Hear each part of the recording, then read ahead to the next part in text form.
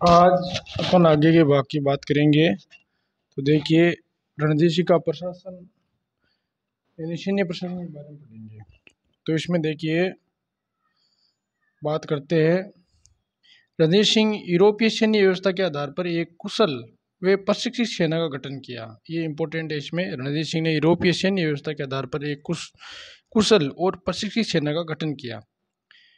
आगे देखो बात करते हैं। रणजीत सिंह की सेना एशिया में दूसरी सबसे सर्वश्रेष्ठ सेना थी।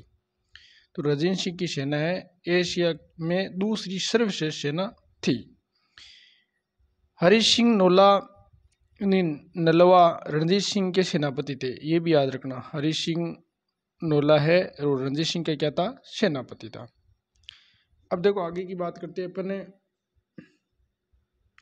रणजीत सिंह की सेना की तुलना ब्रिटिश शासक ओलिवर क्रोमवेल 1649 से 1658 की लोहे सेना से की जाती है। तो रणजीत सिंह की सेना है की तुलना ब्रिटिश शासक था ओलिवर क्रोमवेल की लोहे सेना से की जाती है। तो इसकी खतरनाक सेना थी, उससे तुलना की गई है ओलिवर क्रोमवेल से। अलार्टे वेटुरा कोर्टे गार्डनर एविटेबिल उसके यूरोपीय सैन्य प्रशिक्षक थे। तो देखो इसके प्रशिक्षक कौन थे सैन्य व्यवस्था को, अलार्ड है, वेटुरा है, कोर्ट गार्डनर है, एविटेबिल है, उनके यूरोपीय सैन्य प्रशिक्षक थे। रणजीत सिंह सैनिक आदेश फ्रांसीसी भाषा में देता था। जब सैनिकों को आदेश देता तो किस भाषा में देता, फ्रांसीसी में। तो एक बार इसको पुनः देखिए। अलार्ड वेटुरा कोर्ट गार्डनर एविटेबिल ये इसके यूरोपीय सैन्य प्रशिक्षक थे, प्रशिक्षण देने वाले। रणजीत सिंह की सेना में यूरोपीय सैनिकों के साथ सिक्के, गोरखा, बिहारी, उड़िया, पठान, डोगरा, पंजाबी, मुसलमान भी थे। तो ये पूछा जा सकता है कि रणजीत सिंह की सेना में यूरोपीय सैनिकों के साथ साथ कौन कौन सी जातियों के सैनिक थे। सिक्के है, गोरखा है, बिहारी है, उड़िया है, पठान है, डोगरा है, पंजाबी है, मुसलमान ये भी थे। आगे बात करते हैं अपन। जनरल कोर्ट एविटेबिल एवं गार्डनर के नेतृत्व में रणजीत सिंह ने तोपखाने को यूरोपीय पत्ती पर संगठित किया।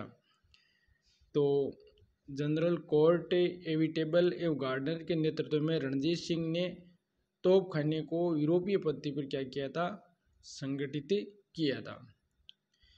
अगर रणजीत सिंह की सेना भारतीय पृष्ठभूमि एक ब्रिटिश फ्रांसीसी सेना थी। तो रणजीत सिंह की सेना भारतीय पृष्ठभूमि में एक ब्रिटिश फ्रांसीसी सेना भी थी। अब है जर्मन यात्री बेन हुगल 1835 में रणजीत सिंह के दरबार में आया। तो देखो जर्मन यात्री कौन आता है, बेन हुगल आता है इसके रणजीत सिंह के दरबार में। 1835 में रणजीत सिंह के दरबार में आया था। उसने रणजीत सिंह को पंजाब का सबसे कुरूप व्यक्ति बताया। तो उसने रणजीत सिंह को बताया कि सबसे कुरूप व्यक्ति यही है रणजीत सिंह। जेटी वेल ने रणजीत सिंह के सैन्य प्रशासन के बारे में लिखा था कि अगर वे एक पीढ़ी पुराने होते तो पूरे हिंदुस्तान को फतेह कर लेते। ये बता रहा है जेटी वेलर, रणजीत सिंह के सैन्य प्रशासन इतना अच्छा था कि अगर एक पीढ़ी ये पुराने होते तो पूरे हिंदुस्तान पर क्या है कि फतेह कर लेता रणजीत सिंह। रणजीत सिंह की सेना दो भागों में बांटा जा सकता है। देखिए कौन कौन सी है यहाँ पर देखिए, यानी फौज कास, फौज आईना, आदर्श दस्ता। तो फौज कास, फौज आईना, आदर्श दस्ता ये एक नियमित स्थायी सेना थी। फौज कास, फौज आईना, आदर्श दस्ता ये सेना घुड़सवार, पैदल, तोपखाना में विभक्त थी। तो ये सेना किस में थी, घुड़सवार, पैदल और तोपखाना में। ये आपको ध्यान रखना है। आगे देखो घुड़सवार सेना को अलार्ड ने प्रशिक्षण दिया था। घुड़सवार सेना को प्रशिक्षण किसने दिया था, अलार्ड ने। ऑकलैंड ने रणजीत सिंह की घुड़सवार सेना को संसार की सबसे सुंदर फौज कहा। तो ऑकलैंड ने क्या कहा, रणजीत सिंह की घुड़सवार सेना को संसार की सबसे सुंदर फौज कहा था। किसने? ऑकलैंड ने। अब देखो बात करते हैं अपने पैदल सेना का प्रशिक्षक के कौन था? वेंटूरा। वेंटूरा किसका था? पैदल सेना का। जनरल कोर्ट एविटेबल गार्डनर के नेतृत्व में रणजीत सिंह ने तोपखाने को यूरोपीय पत्ती में संगठित किया। तो जनरल कोर्ट एविटेबल और गार्डनर के नेतृत्व में रणजीत सिंह ने तोपखाने को यूरोपीय पत्ती पर क्या किया था? संगठित किया था। आगे अपन बात करते हैं। देखिए तोपखाने का अध्यक्ष कौन था? इलाई बख्श था। तोपखाने का अध्यक्ष कौन था? इलाई बख्श था। यह आपको ध्यान रखना है। इलाई बख्श था तोपखाने का। तो इस तरह ये अपन देखना है। इलाई बख्श किसका था? तोपखाने का। अब देखिए लाहौर या अमृतसर में तोप निर्माण का कारखाना था। लाहौर और अमृतसर में तोपखाने निर्माण का क्या था? कारखाना था। अब देखो तोपखाने यहाँ अपन बात करते हैं तो 3 प्रकार का था। कितने प्रकार का? 3 प्रकार का। पहला है तोप ए जिंसी, जहाँ पर भारी तोपें रखी जाती थी। तोप ए अस्पी, तोप ए अस्पी छोटी तोपें रखी जाती थी। अब है जम्बूरक, ऊंट की पीठ पर ले जा सकने वाली हल्की तोपें। ये क्वेश्चन पूछा गया है। जम्बूरक है ऊंट की पीठ पर ले जाने वाली हल्की तोपें थी ये। अब देखो आगे अपन बात करते हैं। तोप सेना 4 प्रकार की थी, जिसमें देखो तोपखाना ए पिली, भारी तोपों जो हाथियों पर द्वारा खींची जाती थी। तो तोपखाना ए पिली क्या होती थी? भारी तोपें होती थी जो हाथियों के द्वारा खींची जाती थी। तोपखाना ए सूत्री, सूत्री का मतलब जम्बूरक, वे तोपें जो ऊँटों द्वारा ढोई जाती थी। वे तोपें जो किसके द्वारा? ऊँटों द्वारा ढोई जाती थी। आगे देखो अपन बात करते हैं तीसरी प्रकार की। देखो कौन सी है इसमें? ये निकाले। तीसरी देखिए इसमें है आपका तोपखाना ए अस्पी, वे तोपें जो घोड़ों द्वारा ढोई जाती थी। तोपखाना अस्पी वो किसे? घोड़ों द्वारा ढोई जाती थी। तोपखाना ए गली, तोपखाना ए गली, वे तोपें जो बैल द्वारा ढोई जाती थी। तो ये आपको ध्यान रखना। तोपखाना अस्पी है तोपें घोड़ों द्वारा ढोई जाती थी, और तोपखाना ए गली तोपें बैलों द्वारा ढोई जाती मतलब खींचना। आगे देखो रणजीत सिंह की सेना एक फ्रांसीसी सेना थी, यानी देखा जाए तो लगभग फ्रांसीसी सेना थी। वेंटूरा, इलाई बख्श, देवा सिंह, सूरज सिंह फौज खास के सदस्य थे। वेंटूरा है, इलाई बख्श है, देवा सिंह है, सूरज सिंह फौज खास के क्या थे? सदस्य थे। अब बात करते हैं अपने फौज ए बेकवाइद, फौज ए आम। फौज ए बेकवाइद, फौज ए आम ये एक अनियमित सेना थी। फौज ए बेकवाइद, फौज ए आम क्या थी? एक अनियमित सेना थी। इसके मुख्य 3 भाग थे। गुड़ चढ़ा यानी गुड़ चढ़ाकाश, अकाली एवं मिसलदारों की सेना थी। तो 3 भाग थे, गुड़ चढ़ा खास, अकाली और मिसलदारों की सेना थी। आगे देखो राजस्व प्रशासन। राजस्व प्रशासन की बात करें, आज की प्रमुख मंदे थी नजराना, जब्ती, जुर्माना एवं संपत्ति जब्त करना। अब है आबकारी, वजूहाते मुकर्ररी और न्याय संबंधी आय व्यय संबंधी था ये मुकर्ररी, और चेकियात, प्रतिदिन उपयोग में आने वाली वस्तुओं पर कर आदि थे। तो प्रमुख आय की दरें क्या थी? एक तो था नजराना, जब्ती, और दूसरा आबकारी, वजूहाते मुकर्ररी यानी न्याय संबंधी आय व्यय, और चकियात, प्रतिदिन उपयोग में आने वाली वस्तुओं पर कर। चकियात का मतलब है प्रतिदिन उपयोग में आने वाली वस्तुओं पर कर।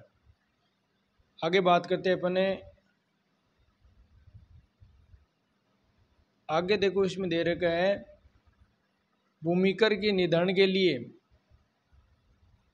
1823 में तक बटाई और बाद में शासन के प्रवर्ती काल में कनकूत जब्ती प्रथा बनाई। तो भूमिकर निर्धारण के लिए 1823 में तक बटाई, बाद में शासन प्रवृत्ति काल में कनकूत जब्ती प्रथा, कनकूत मतलब है जिसे पहले कूटा जाता था उसको ना, और इसे जब्ती प्रथा अब नहीं कह सकते हैं उसको। अब देखो खड़ी फसल को ही उसको कूटा जाता था कि ये कितनी होगी। अब देखो भू राजस्व 33% से 40% लिया जाता था। भू राजस्व क्वेश्चन पूछा गया है कि भू राजस्व कितना प्रतिशत लिया जाता है, 33 से 40%। रणजीत सिंह के स्रोत से न्यायालय को अदालत ए आला कहा जाता था। सर्वोच्च न्यायालय को क्या कहा जाता था, अदालत ए आला कहा जाता था। ये लाहौर में थी, कहाँ थी, लाहौर में।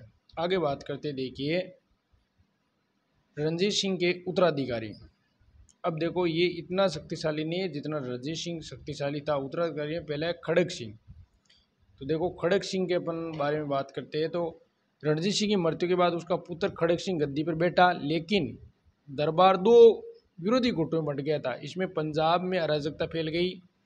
एक गुटे संधावालिया सरदारों का था। कौन सा था, संधावालिया सरदारों का, जिसमें चैत सिंह, अतर सिंह, लेहाना सिंह और उसका भतीजा अजीत सिंह था। एक तो चैत सिंह, अतर सिंह, लेहाना सिंह और उसका भतीजा कौन था, अजीत सिंह था। ये था चार।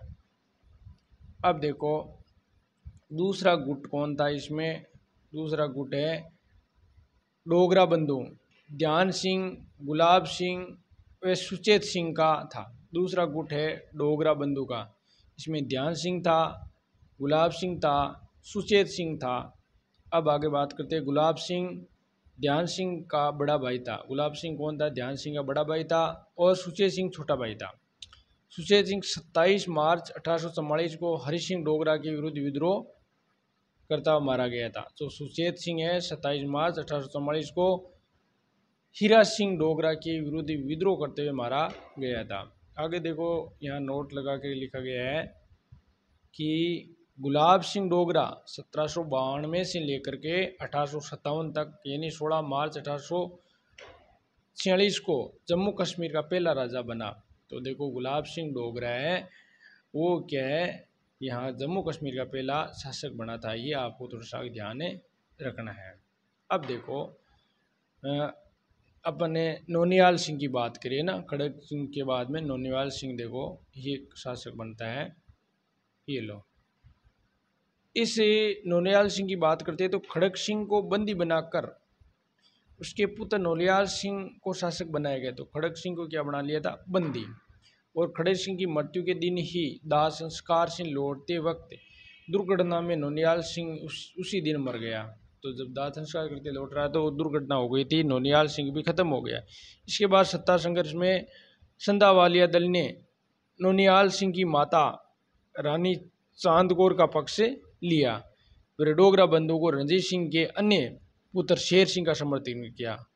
तो रानी माता थी उसकी यानी रानी चांद कौर का पक्ष लिया और डोगरा बंधुओं ने रणजीत सिंह के अन्य पुत्र शेर सिंह का समर्थन नहीं किया था। अब देखो सत्ता के लिए क्या होता है, इधर देखिए।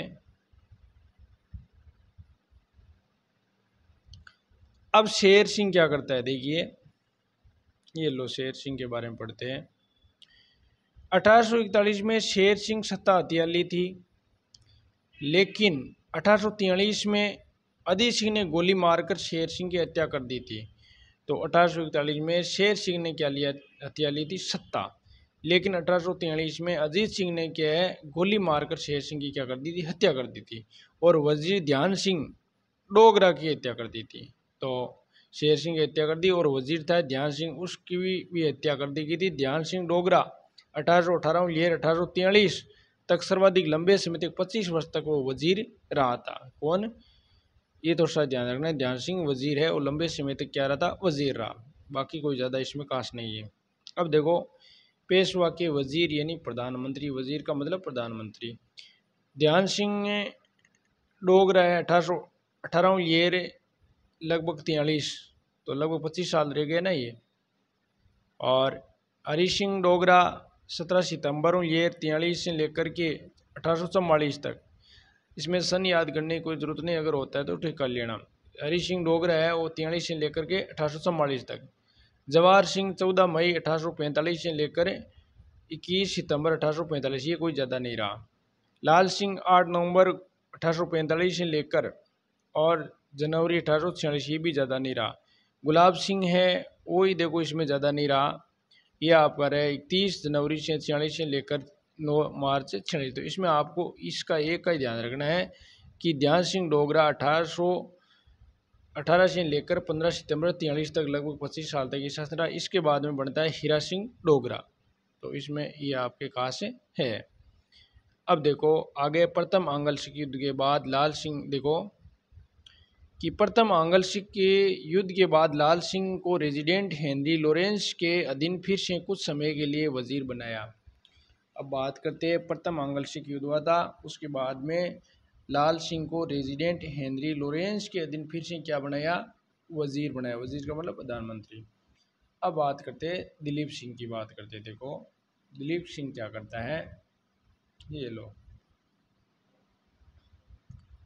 तो देखिए सितंबर 1843 में रानी जिंदल, ये पूछा गया है, सितंबर 1843 में रानी जिंदा के संरक्षण में रणजीत सिंह का अल्पायु पुत्र दिलीप सिंह शासक बना। यानी रानी जिंदल या जिंदा के संरक्षण में रणजीत सिंह का जो अल्पायु छोटा पुत्र कौन था, दिलीप सिंह, वो शासक बना। और हीरा सिंह डोगरा यानी ध्यान सिंह डोगरा का बेटा था और वजीर बना, किंतु रानी जिंदा के प्रेमी लाल सिंह ने सेना को अपनी तरफ मिला कर जवाहर सिंह को अपना वजीर बनाया। किसको बनाया था, जवाहर सिंह को। और फिर लाल सिंह स्वयं 1845 में वजीर बन गया था। लाल सिंह खुद है वो 1845 में क्या बन गया, वजीर बने गया था। आगे तेज सिंह को फिर देखो वजीर बनाया, वो तेज सिंह को क्या बनाया, सेनापति बनाया था। आगे देखो बात करते हैं अपने रानी जिंदा का बड़ा भाई जवाहर सिंह 14 मई 1845 से 21 सितंबर 1845 तक वजीर बना था। तो रानी जिंदा का बड़ा भाई तो कौन था, जवाहर सिंह 14 मई से 1845 से लेकर 21 सितंबर 1845 तक क्या बना था, वजीर बना था। किंतु सेना जवाहर सिंह से रुष्ट हो गई और जवाहर सिंह का वध कर दिया था, क्योंकि जवाहर सिंह ने रणजीत सिंह के दूसरे पुत्र पेशौरा सिंह की 11 सितंबर 1845 ईस्वी को अटक में हत्या कर दी थी। तो रणजीत सिंह के दूसरे पुत्र पेशौरा सिंह 11 सितंबर 1845 को अटक में क्या कर दी थी, हत्या कर दी थी। आगे बात करते हैं अपन। देखो अब क्वेश्चन देखो यहाँ से बनता है, ये लो आपका प्रथम आंग्ल सिख युद्ध। पहले तो इसकी सन पूछी जाती है, प्रथम आंग्ल सिख युद्ध कब हुआ, 1845 से 46, 1845 से 46। रानी जिंदा सिख सेना के प्रभाव को कम करने के लिए उसे अंग्रेज़ों से लड़ने की योजना बनाती है। वो सोचा कि अंग्रेज़ों के साथ लेकर के अपन लड़ सकते हैं। और इस तो क्या है, रानी जिंदा है या जिंदल है, वो सिख सेना के प्रभाव को कम करने के लिए क्या है, उसे अंग्रेज़ों से लड़ाने की योजना बनाती है। और इस योजना के तहत लाल सिंह और तेज सिंह के नेतृत्व में सिख सेना सतलज नदी को पार कर फिरोजपुर पर हमला करती है। तो लाल सिंह और तेज सिंह के नेतृत्व में सेना है वो सतलज को पार करते हुए फिरोजपुर पर हमला करती है। तो 1809 में सिंध का उल्लंघन था ये, तो ये संधि के तहत है, ये उल्लंघन था और परिणाम स्वरूप प्रथम आंग्ल सिख युद्ध का प्रारंभ हुआ। तो इस संधि का उल्लंघन हुआ 1809 की, जो रणजीत सिंह जो की ना संधि, उस संधि का उल्लंघन हुआ था यहाँ पर, है ना। तो ये परिणाम स्वरूप प्रथम आंग्ल सिख युद्ध प्रारंभ होता है यहाँ पर। अब देखो बात करते हैं अपने युद्ध से पहले गवर्नर जनरल। युद्ध से पहले गवर्नर जनरल लॉर्ड हॉर्डिंग ने मेजर ब्रॉडफुट को पंजाब की सीमा पर ब्रिटिश राजनीतिक एजेंट नियुक्त किया था। तो युद्ध से पहले गवर्नर जनरल लॉर्ड हॉर्डिंग है, उन्होंने मेजर ब्रॉडफुट को पंजाब की सीमा पर ब्रिटिश राजनीतिक एजेंट नियुक्त किया, जो अपनी सिख विरोधी नीति के लिए प्रसिद्ध था। तो सिख विरोधी नीति के लिए प्रसिद्ध था। दिलीप सिंह के समय अंग्रेजों ने पंजाब पर आक्रमण किया। दिलीप सिंह के समय अंग्रेजों ने पंजाब पर आक्रमण किया, अतः प्रथम आंग्ल सिख युद्ध शुरू होता है यहाँ से। अब देखिए बात करते हैं अपने, ये युद्ध 11 सितंबर 1845 को कब हुआ था? 11 सितंबर 1845 को लॉर्ड हॉर्डिंग के समय शुरू होता है और सर ह्यू गप अंग्रेजी सेना के प्रधान सेनापति थे। तो लॉर्ड हॉर्डिंग के समय ये शुरू होता है और सर ह्यू गप क्या थे? अंग्रेजी सेना के प्रधान सेनापति थे। अब देखो आगे अपन बात करते हैं इसकी, आपकी ये लो। अब देखो इसमें दे रखा है प्रमुख युद्ध, ये लो, ये हो गए इधरवाड़ा वजीरवाड़ा। अब देखो इसमें प्रमुख युद्ध है वो कौन से, देखिए ये क्वेश्चन यहाँ से एक क्वेश्चन आता है कि मुदगी का युद्ध 18 सितंबर 1845 में कब हुआ था? 1845 में। फिरोज शाह का युद्ध कब हुआ था? 21 दिसंबर 1845 में। बदोवाल का युद्ध 21 जनवरी, 1 मिनट चालू रखना।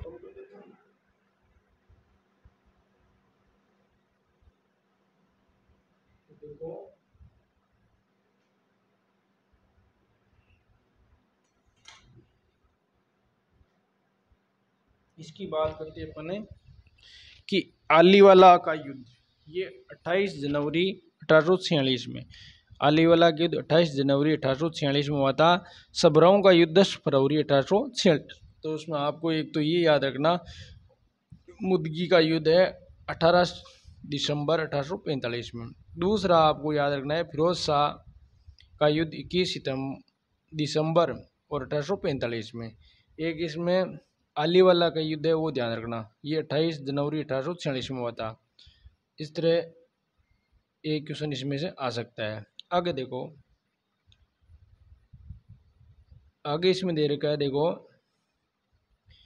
ह्यू गप के नेतृत्व में अंग्रेजी सेना ने लाल सिंह और तेजा सिंह के नेतृत्व में वाली सिख सेना को 13 दिसंबर 1845 को मुदगी नामक स्थान पर पराजित किया। तो देखो ह्यू गप के नेतृत्व में अंग्रेजी सेना ने लाल सिंह और तेजा सिंह के नेतृत्व में वाली सिख सेना को 13 दिसंबर 1845 को मुदगी नामक स्थान पर पराजित कर दिया था। अब देखो ये क्वेश्चन थोड़ा सा ध्यान रखना कि ह्यू गप के नेतृत्व में अंग्रेजी सेना ने लाल सिंह और तेजा सिंह की नेतृत्व वाली सिख सेना को कब पराजित कर दिया था? 13 दिसंबर 1845 को मुदगी नामक स्थान पर पराजित कर दिया था। इसके बाद सिख सेना फिरोज शाह, बादोवाल, आलीवाल के युद्ध में पराजित हुई। तो सिख सेना है, फिरोज शाह है, बादोवाल है, आलीवाल के युद्ध में 10 फरवरी और 1846 को सबराओं के युद्ध में सिखों की निर्णायक पराजय हुई थी। तो निर्णायक पराजय पूछी जाए ना तो किस युद्ध में थी? सबराओं के युद्ध में सिखों की निर्णायक पराजय 10 फरवरी 1846 में हो गई थी। ये थोड़ा सा ध्यान रखना, सबराओं के युद्ध में सिखों की निर्णायक पराजय हो गई थी 10 फरवरी 1846 में, ये आपको थोड़ा सा याद रखना है। अब बात करते हैं इसमें, अंग्रेजी सेना ने सतलज नदी पार कर लाहौर को जीत लिया था। तो अंग्रेजी सेना ने सतलज नदी पार करके लाहौर को जीत लिया था और वजीर लाल सिंह सेनापति तेजा सिंह को विश्वासघात के कारण प्रथम आंग्ल सिख युद्ध में सिख सेना पराजित हुई। तो एक तो सेनापति था तेजा सिंह और एक था लाल सिंह, ये इनकी वजह से, वजीर तो था लाल सिंह और सेनापति तेजा सिंह, उनकी वजह से विश्वासघात के कारण सिखों की क्या हुई? पराजय हुई। अब देखो यहाँ पर है लाहौर की संधि, ये लो, ये डेट पूछी गई है लाहौर की संधि 8 मार्च 1846 में। कौन सी संधि? लाहौर की संधि। कब हुई थी? 8 मार्च से। देखो लाहौर 3 शब्द आ रहे हैं ना, तो मार्च तीसरा महीना आ रहा है, तो 8 मार्च 1846, तो इस तरह मार्च याद रह जाए आपको ना। और 8 मार्च को वैसे महिला दिवस मनाया जाता है, ऐसे ही ना। तो 8 मार्च 1846 को दोनों पक्षों में लाहौर की संधि हुई, जिसकी शर्तें क्या थी? ये क्वेश्चन बहुत बार पूछा गया है, ध्यान देना। देखो 8 मार्च 1846 में लाहौर की संधि हुई। इसमें देखो सतलज नदी के दक्षिण के सभी प्रदेश अंग्रेजों को सौंप दी गई, यानी सतलज के जो दक्षिणी भाग है वो सारे अंग्रेजों के अधीन आ गए। लाहौर दरबार में 1.5 करोड़ रुपए युद्ध हर्जाना देना स्वीकार किया था। तो 1.5 करोड़ के लगभग है हर्जाना उन्होंने देना स्वीकार किया था। लाहौर में एक ब्रिटिश रेजिडेंट नियुक्त किया गया, सर हेनरी लॉरेंस प्रथम रेजिडेंट नियुक्त। ये थोड़ा ध्यान रखना, सर हेनरी लॉरेंस है प्रथम रेजिडेंट यहाँ पर नियुक्त किया गया था। आगे देखो बिंदु संख्या 4, और इस संधि के तहत क्या है, सिख सेना की कटौती की गई और वह सेना की संख्या यानी लगभग 20,000 पैदल सैनिक और 12,000 घुड़सवार तय कर दी गई थी। तो कटौती करके सेना की संख्या 20,000 तो पैदल और 12,000 घुड़सवार सेना तय कर दी गई थी। लाहौर दरबार में 1.5 करोड़ के हर्जाने में से आधी रकम ही दे पाया। तो आधी रकम दे पाया था ये शासक, और शेष के बदले उन्होंने कश्मीर हजारा प्रांत दे दिया था। तो शेष के बदले कश्मीर और हजारा प्रांत है वो अंग्रेजों को सौंप दिया था, जिसे अंग्रेजों ने डोगरा सरदार गुलाब सिंह को 1 करोड़ रुपये में बेच दिया। तो डोगरा सरदार कौन था, गुलाब सिंह को 1 करोड़ रुपये में ये कश्मीर हजारा प्रांत बेच दिया था। 1 करोड़ नगद प्राप्त कर लिए थे अंग्रेजों ने। अब देखो आगे बात करते हैं अपने इसकी। तो अंग्रेजों ने संधि के बदले दिलीप सिंह को रानी जिंदल के संरक्षण में महाराजा स्वीकार किया, लाल सिंह को वजीर, तेजा सिंह को सेनापति के रूप में स्वीकार किया। तो देखो अंग्रेजों ने संधि के बदले दिलीप सिंह को रानी जिंदल के संरक्षण में महाराजा स्वीकार किया था और लाल सिंह को वजीर और तेजा सिंह को क्या सेनापति के रूप में स्वीकार किया था। आगे बात करते हैं अपने बेरोवाला की पूरक संधि। तो ये भी थोड़ा सा डेट आपको याद रखना कि बेरोवाला की पूरक संधि कब हुई थी। 16 दिसंबर 1846 को बेरोवाला की पूरक संधि द्वारा ये तय हुआ कि दिलीप सिंह के वयस्क होने तक अर्थात अगले 8 वर्ष ब्रिटिश सेना लाहौर में रहेगी। तो 8 वर्ष तक ब्रिटिश सेना कहाँ रहेगी, लाहौर में। 16 दिसंबर 1846 को बेरोवाला की पूरक संधि है वो हुई थी 16 दिसंबर 1846 को। अब देखो इसके अलावा लाहौर का प्रशासन 8 सिख सरदारों वाली एक परिषद को सौंपकर महारानी जिंदल को 4800 रुपये वार्षिक पेंशन। तो इसके अलावा लाहौर का प्रशासन इसके अलावा लाहौर का प्रशासन 8 सिख सरदारों वाली एक परिषद को सौंपकर महारानी जिंदल को कितने रुपये वार्षिक पेंशन, 48,000 वार्षिक पेंशन। तो लाहौर प्रशासन 8 सिखों सरदारों वाली एक परिषद को सौंपकर महारानी जिंदल को क्या 48,000 रुपये वार्षिक पेंशन और देखो देकर शेखपुरा भेज दिया था। तो 48,000 जो वार्षिक पेंशन है 1 साल की वो देकर के कहाँ भेज दिया, शेखपुरा जिंदल को। बाद में बनारस भेज दिया गया था इसको ना। अब देखो आगे बात करते हैं अपन इसके। अब सर हेनरी लॉरेंस को लाहौर का रेजिडेंट नियुक्त कर दिया था। सर हेनरी लॉरेंस को कहाँ, लाहौर का रेजिडेंट है वो बना दिया गया था। अब बात करते हैं अपन, देखिए इसमें द्वितीय आंग्ल सिख युद्ध कब हुआ था, 1848 से 49। ये भी आपको सन पूछी गई है, मिलाने वाला क्वेश्चन बहुत बार पूछा जाता है। तो द्वितीय आंग्ल सिख युद्ध है वो 1848 से 49 तक, ठीक है ना। ये आपको थोड़ा सा ध्यान रखना है। इसका तात्कालिक कारण मुल्तान के सूबेदार मूदराज का विद्रोह। तो प्रमुख कारण क्या था, मुल्तान के सूबेदार मूदराज ने क्या कर दिया था, विद्रोह कर दिया था। मूदराज द्वारा तय समय पर भू राजस्व न चुका पाने के कारण उस पद से उसे हटाकर कान सिंह को नया सूबेदार बनाया था। तो मूदराज को हटाकर के क्या है, कान सिंह को सूबेदार बनाया। इस पद का कार्यभार सौंपने के लिए आए 2 अंग्रेज अफसर।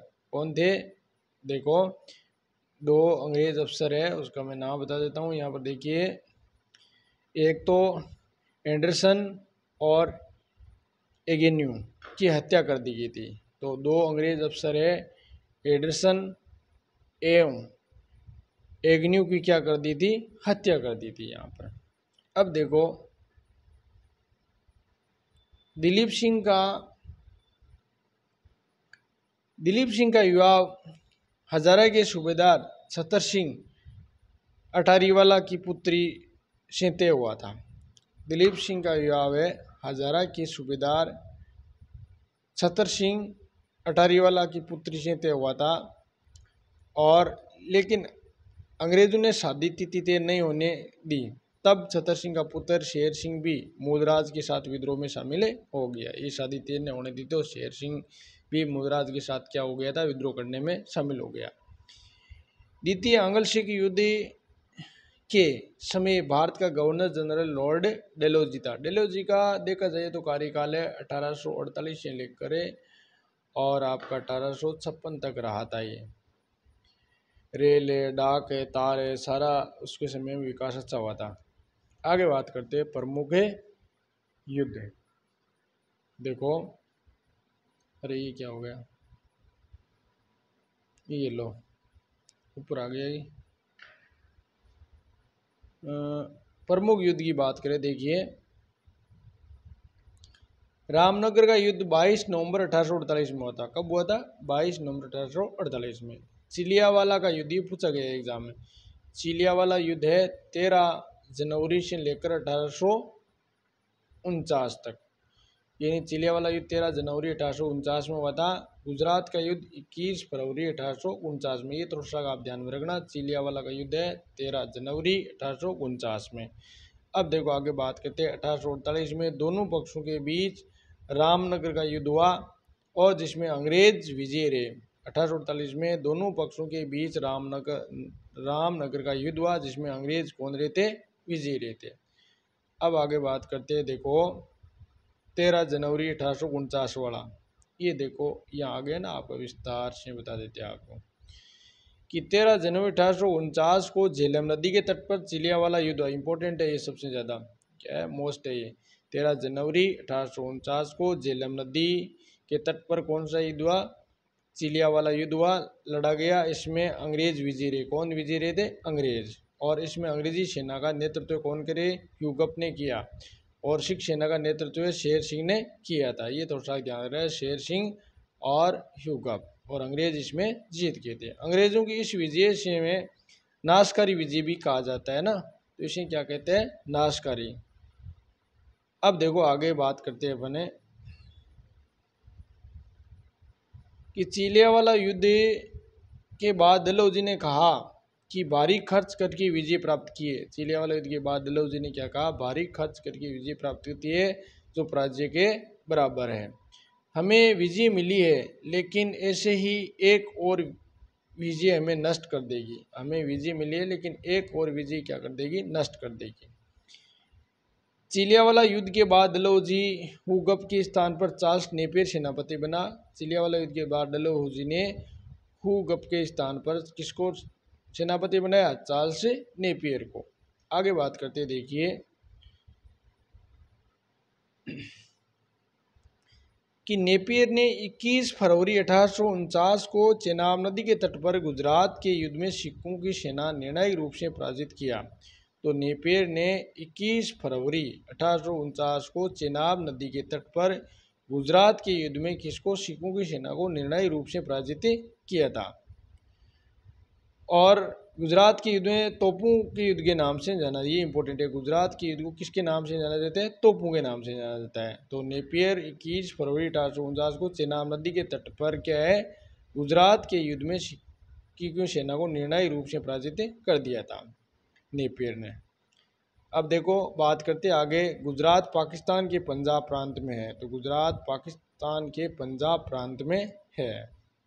अब देखो आगे अपन बात करते हैं, गुजरात के युद्ध के बाद लॉर्ड डलहौजी ने 30 मार्च 1849 को चार्ल्स नेपियर के नेतृत्व में पंजाब को अंग्रेजी राज्य में मिला लिया था। ये इंपॉर्टेंट है। 30 मार्च 1849 को चार्ल्स नेपियर के नेतृत्व में पंजाब को अंग्रेजी राज्य में मिला लिया गया था। लाहौर में अंग्रेजी रेजिडेंट हेनरी लॉरेंस और पूर्व गवर्नर जनरल लॉर्ड एलनब्रो को ने पंजाब का विलय का विरोध किया। तो लाहौर में अंग्रेजी रेजिडेंट हेनरी लॉरेंस और पूर्व गवर्नर जनरल लॉर्ड एलनब्रो ने पंजाब विलय का विरोध किया था। तो देखो अब देखो आगे अपन बात करते हैं इसकी, ये लो। अब मेजर इवांस बेल, देखो मेजर इवांस बेल क्या है, देखिए major Evans Bell the annexation the annexation of Punjab and Dilip Singh में लिखा है कि ये विलय कोई विलय नहीं था बल्कि एक विश्वासघात था।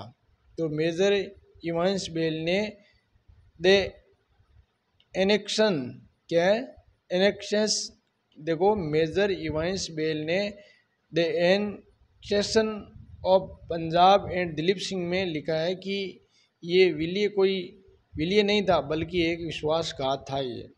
और कोहिनूर हीरा छीनकर महाराजा दिलीप सिंह को 5 लाख रुपए यानी 50,000 पाउंड वार्षिक पेंशन देकर रानी जिंदल के साथ इंग्लैंड भेज दिया गया था। ये इंपॉर्टेंट है भाई, कोहिनूर हीरा है, यहाँ से छीन करके दिलीप सिंह को 5 लाख रुपए देकर के लगभग 50,000 पाउंड वार्षिक पेंशन दे रही रानी है जिंदल, इसको अब इंग्लैंड भेज दिया गया था। और दिलीप सिंह इंग्लैंड में ईसाई बन गए थे। देखो दिलीप सिंह को ईसाई बना दिया था। अब देखो आगे बात करते हैं कि दिलीप सिंह का निधन है 23 अक्टूबर 1893 को पेरिस में हुआ था। पेरिस का है, फ्रांस में। और लेकिन इनकी अंत्येष्टि इंग्लैंड में हुई थी। अंत्येष्टि है, दाह संस्कार है, वो इंग्लैंड में हुई थी। अब देखो दिलीप सिंह ने रूस की यात्रा भी की थी। अब देखो 1849 में पंजाब का प्रशासन 3 कमिश्नर यानी जॉन लॉरेंस भू राजस्व, हेनरी लॉरेंस प्रशासनिक और चार्ल्स ग्रेविल मसेल को है न्याय विभाग। तो 3 कमीशनों को जोन अलग अलग बांट दिए थे, जिसमें जॉन लॉरेंस को भू राजस्व विभाग, हेनरी लॉरेंस को प्रशासनिक और चार्ल्स ग्रेविल मसेल को क्या है न्याय विभाग बोर्ड का सौंप दिया गया था। अब देखो आगे बात करते हैं अपन। हेनरी लॉरेंस बोर्ड के अध्यक्ष थे। हेनरी लॉरेंस क्या थे, इस बोर्ड के अध्यक्ष थे। आगे बात करते हैं, देखिए 1853 में बोर्ड को समाप्त कर चीफ कमिश्नर नियुक्त किया था। 1853 में बोर्ड को समाप्त करके क्या नियुक्त किया, चीफ कमिश्नर नियुक्त कर दिया गया था। सर जॉन लॉरेंस पंजाब का प्रथम चीफ कमिश्नर 1853 से 1858 तक। ये इंपॉर्टेंट है सबसे ज़्यादा कि सर जॉन लॉरेंस है पंजाब का प्रथम चीफ कमिश्नर, जो कमिश्नर है बना था 1853 से लेकर के 58 तक, 5 साल तक लगभग रहा था ये। 1 जनवरी 1859 में जॉन लॉरेंस पंजाब के लेफ्टिनेंट गवर्नर बने तथा 25 फरवरी 1859 से जनवरी 1865 तक रॉबर्ट मॉन्टगोमरी पंजाब के लेफ्टिनेंट गवर्नर रहे। तो देखो इसमें एक बार दोबारा देखिए, 1 जनवरी 1859 से जॉन लॉरेंस पंजाब के लेफ्टिनेंट गवर्नर बने थे। फिर देखो 25 फरवरी 1859 में जनवरी, और फिर देखो 1865 तक रॉबर्ट मॉन्टगोमरी पंजाब के लेफ्टिनेंट गवर्नर रहे। अब देखो सर एडवर्ड मैकलेगन पंजाब के अंतिम लेफ्टिनेंट गवर्नर थे। तो सर एडवर्ड मैकलेगन पंजाब के अंतिम लेफ्टिनेंट गवर्नर थे। 1921 ईस्वी में पंजाब के पहले गवर्नर बने थे। तो 1921 में पंजाब के पहले गवर्नर बने थे ये सर एडवर्ड मैकलेगन पंजाब के। और इवान मेरिडिथ जेनकिंस 1946 से लेकर के 15 अगस्त 1947 तक रहा और पंजाब के अंतिम गवर्नर थे। ये थोड़ा सा ध्यान रखना है। इवान मेरिडिथ जेनकिंस है वो पंजाब के अंतिम गवर्नर था, ये थोड़ा सा ध्यान रखना है। मेरिडिथ जेनकिंस है वो 1946 से लेकर 47 तक है, पंजाब का अंतिम गवर्नर था। अब देखो आगे बात करते हैं, रुहेलखंड की बात करते हैं अपन, है ना। रुहेलखंड में क्या होता है, देखिए स्वतंत्र रुहेलखंड की स्थापना वीर दाऊद और उसके पुत्र अली मोहम्मद खान ने की थी। तो स्वतंत्र रुहेलखंड की स्थापना वीर दाऊद और उसके पुत्र अली मोहम्मद ने यानी अली मोहम्मद खान ने की थी। अब देखो आगे बात करते हैं, रुहेलखंड की प्रारंभिक राजधानी बरेली में आंवला थी। तो रुहेलखंड की प्रारंभिक राजधानी बरेली आंवला थी। बाद में हाफिज खां के समय राजधानी रामपुर हो गई थी। बाद में राजधानी कौन सी हो गई, रामपुर हो गई थी। आगे देखो बात करते हैं अपने 1773। 1773 में बनारस की संधि के तहत वारेन हेस्टिंग ने अवध के सुजौदौला रुहेलखंड के विरुद्ध सहायता दी। तो देखो 1773 में बनारस की संधि के तहत वारेन हेस्टिंग ने अवध का नवाब था सुजौदौला को रुहेलखंड के विरुद्ध सहायता दी। और अप्रैल 1774 में मीरनपुर कटरा के युद्ध में रुहेल सरदार हाफिज रहमत मारा गया।